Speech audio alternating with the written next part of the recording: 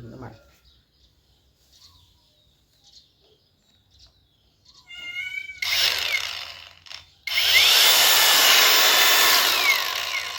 ยังไม่ได้ใช้ใบได้นี่พี่น้องไม่ได้ใช้ใบได้นี่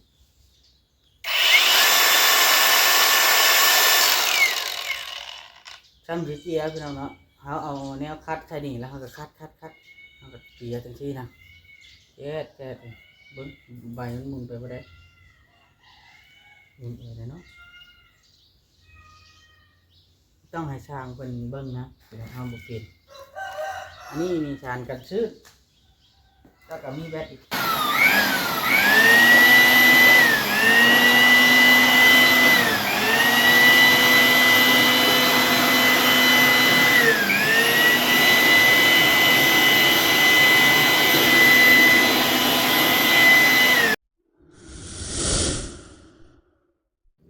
ฝากติดตามเบาโอลิแน่เด้อพี่น้องเบิดสุปูสุคน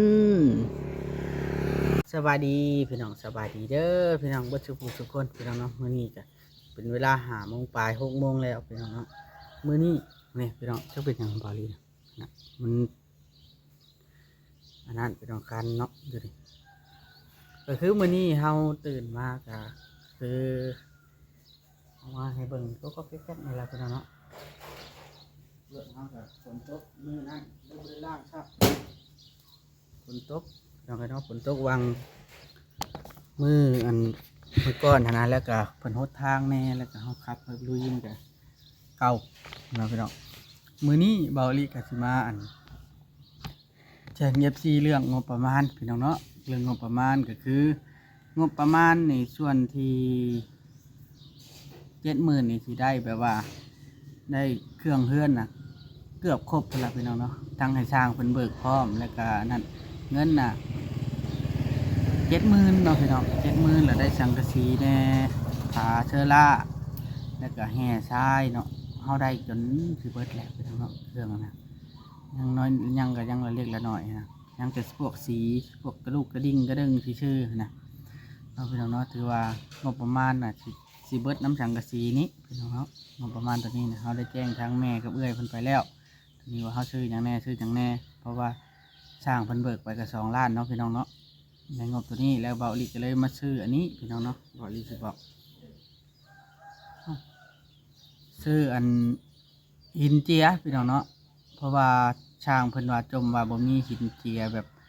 ตัดไมเชล่านะเขาก็เลยซื้อเนาะพี่น้องเนาะเขาก็เลยซื้อเพราะว่าตัดปัญหาในการที่เฮาบ่มีเนาะพี่น้องไปดูน้ำกันพี่น้อง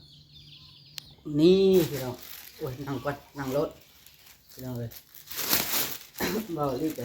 ลองแต่ตอนนั้นไม่ได้พี่น้องท่านยังไม่ได้ลองอีกนะแมวพี่น้องน่ะมักมาชนเบาลีตอนเช้า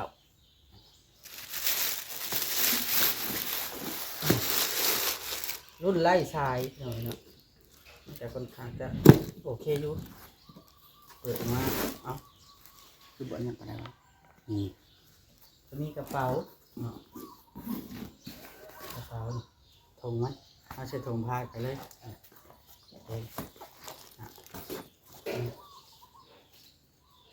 ใส่ถงพายเนาะแล้วกระเป๋าแล้วก็ทิ้งไปหาประกัน6 เดือนเพิ่นแปลงให้ฉันมันเพถึงนะนะครับ3,200 บาทได้ตัวนี้เพราะหินเจียตัวนี้เอารุ่นใดเล็กหินเจียทาคิต้าแล้วก็คู่มือรถอันนี่เนาะเลยเนาะคือว่าสบายใจเลยตัวนี้เบิ้งมาที่ลองเลยนี่เอาลองเพื่อนึงมันละนะชุบใส่นี่เปิดเป็นน้ำมัน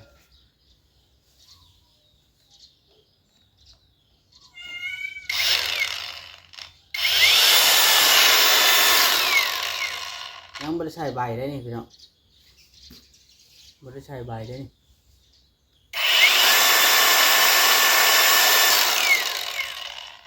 ซ้ำเจียพี่น้องเนาะเขาเอาแนวคัดใช่นี่แล้วเขาก็คัดเขาก็เจียจังซี่นะแจ๊ดเบิ้งใบมันหมุนไปบ่ได้หมุนเลยเนาะต้องให้ช่างเป็นเบิ้งนะเดี๋ยวเอาบุกเก็ตอันนี้มีสารกันชื้นแล้วก็มีแบตอีกก้อนหนึ่ง2 ก้อนนะพี่น้องเนาะตัวหนึ่งเบิดเขาก็ชดตัวหนึ่งใส่เอาออกไปไหนก่อนโอเคง่ายออกน้องเอ้ยไว้ก่อนตัวนึงเทก่อนช่างเลยดูนี่ดิพูดแล้วพี่น้องเขาสามารถเบิ่งบีบเบิ่งแบตได้ว่ามันเต็มหรือเปล่าได้ตัวนี้เต็มตัวนี้โอ้เต็มถ้าเต็มหรือเปล่าแล้วก็จุ๊บเลยบีบเบิ่งสถานะแบตได้เลยคือว่าก็แท้เติบบอกว่าตื่นหรือเปล่าลูกดึงเชื้อ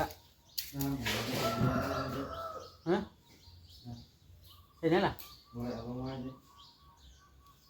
อ่ะเอาไปซื้ออยู่เด้วานคืนอยู่หันแล้วใช่ล่ะน้ำไปคือมันฮ้อนแห้งบ่ฮ้อนแห้งกินเบิดไวบ่เบิ่งไงวะอย่างแบตได้บอกว่าตกขับแห้งว่าเดี๋ยวเข้ากล้องแล้วก็มึงเชื่อนะติดแดงนะตัวนี้เลยตัวเอากันก้อนละ3พวก2มันยักษ์จะตัวใหญ่ๆนะแนวฉากมันน่ะแล้วเติมง่ายเนาะว่าเสียบใช่แล้วก็ชุบสมมติว่าเลยเนาะมันสมมติว่าฉากเสียบไปเลยดังเราก็หั่นคนบอกเสียบไปเลยว่ะออกกันคือกันออกกันคือแทนอะไรกับแล้วก็ฉากนี่นะพี่น้องระวังง่ายอะแดปเตอร์ฉากอันนี้มันยังอันนี้พี่น้องอ๋อรู้แล้วนี่อันหันนี้นี่ได้ครบเครื่องเดี๋ยวเอาไว้ก้อนพอดีหน่อยเทก้อนช่างได้นี่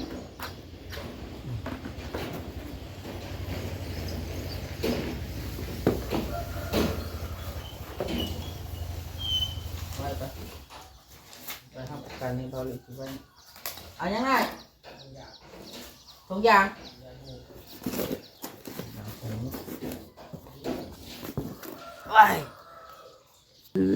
ตัวอย่างมึงไปได้ตัวอย่างน้อยหรือตัวอย่างใหญ่คูณ14บ่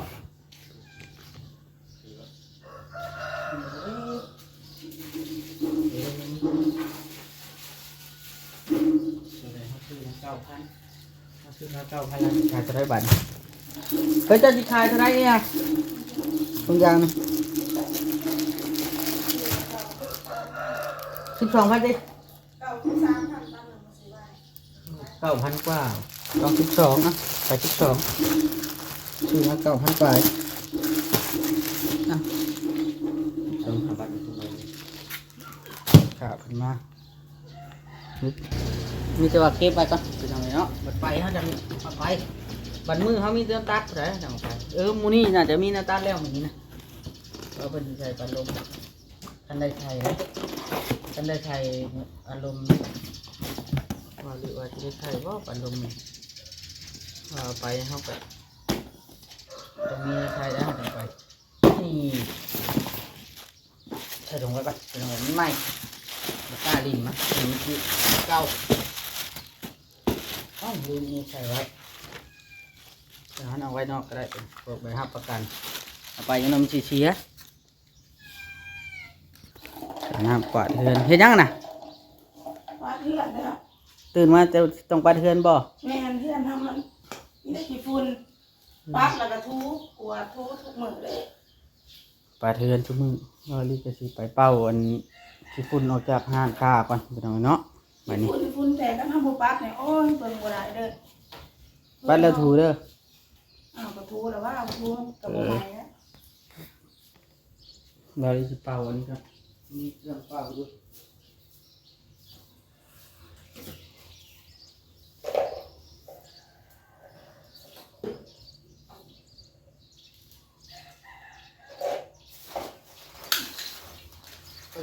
ลักไฟมาใส่แล้ว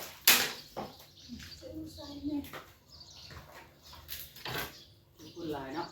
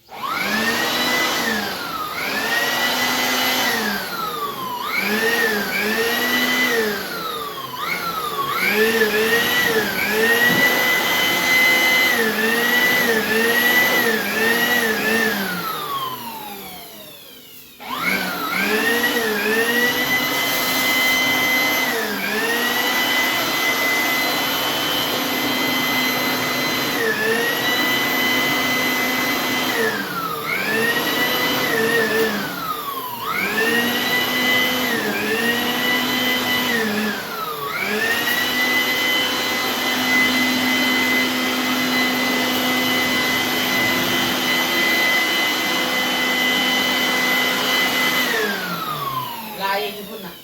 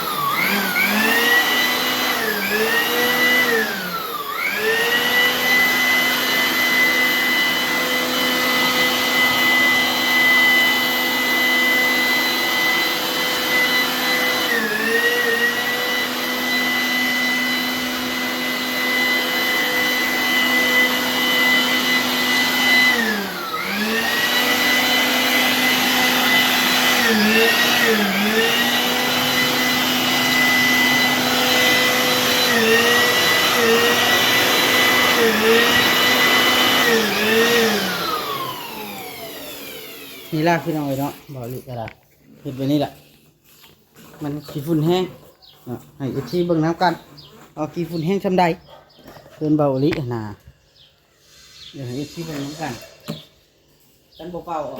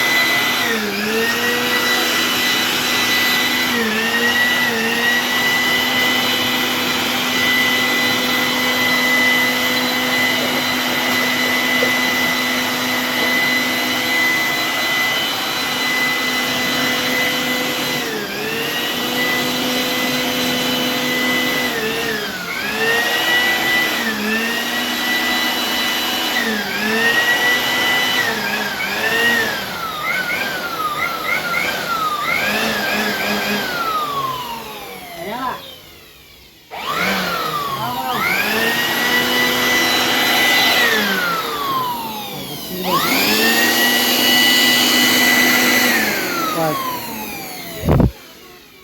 ฮะไข่ละครบ่บ่ได้ไข่ดังอะไรอยากไข่ละครน่ะไข่ละครนี้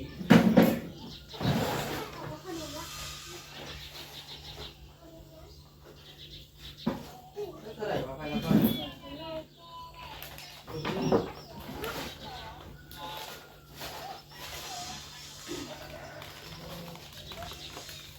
ชื่ออะไรล่ะ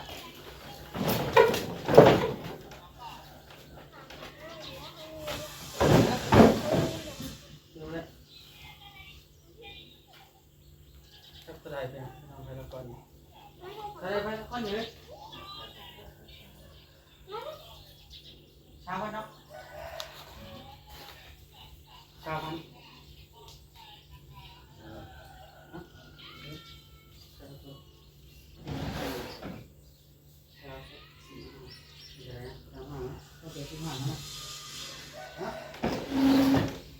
โอเคมือแบบนี้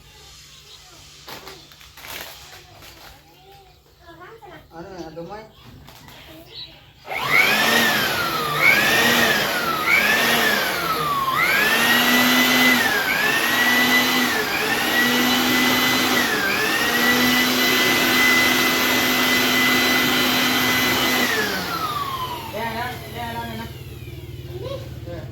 ราคาเดียวกัน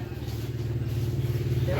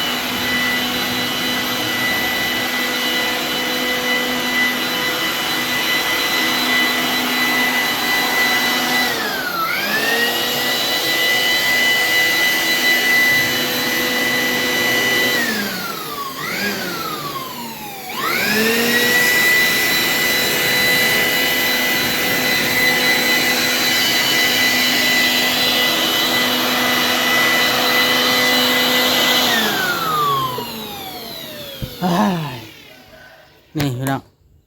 เพื่อนบอกเลยมันจะติดแปะทางนี้ เดี๋ยวตัวนี้ก็วัดก็เลยเฮ็ดให้เฮาอันนั้นพี่น้องเนาะเฮ็ดให้เฮาได้ปัดตลอดนะโอเคพี่น้องเด้อขอบคุณ FC ที่ติดตามรับชมเบาลิกำลังเป่าอันนี้แล้วพี่น้องเนาะเป่าออกพี่น้องให้มันสะอาดในจักหน่อยบ่สะอาดหลายก็ให้มันสะอาดจักหน่อยซะในเมื่อเฮือนเฮาติดทางแล้วมันเรียกเลี่ยงบ่ได้เนาะทำเลมันดีว่าซั่นซะเอาโอเคพี่น้องสำหรับคลิปนี้สิได้ขอตัวกันเด้อพี่น้องเนาะสิได้ขอตัวลาไปก่อนฝากกดไลค์กดติดตามคือเก่าคือเดิมพี่น้องสบายดี